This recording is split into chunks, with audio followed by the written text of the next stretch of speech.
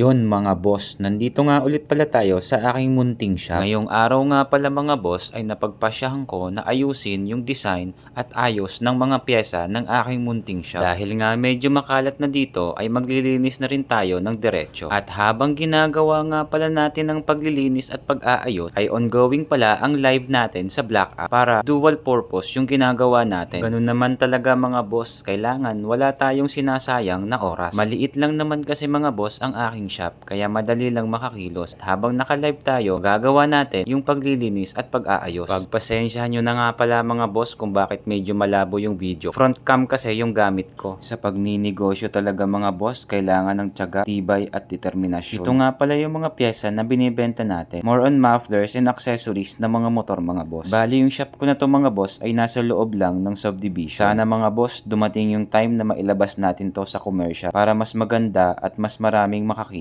Kaya sa mga kapwa ko small business owner dyan, tuloy lang natin ang laban mga boss kahit mahirap. Basta nagpapatuloy tayo, alam ko may mararating tayo. At pagkatapos nga mga boss ng halos 3 oras ko na paglilinis at pag-aayos, ito na yung naging itsura niya. Kahit papaano mga boss ay naging maayos na at malinis sa aking munting shop. Kaya kung gusto nyo rin bumisita dito, welcome kayo dito mga boss. Lahat ng automatic na motor, underbone, backbone ay meron tayong mai-offer. Pati nga pala mga big bike mga boss ay nagki-cater din tayo. At dahil nga nasa loob tayo ng subdivision mga boss, hindi araw-araw ay meron tayong client. Kaya araw-araw tayong naka-live sa Black App para naman kahit papano ay may benta tayo. Paano? Hanggang dito na lang ulit mga boss. Ride safe!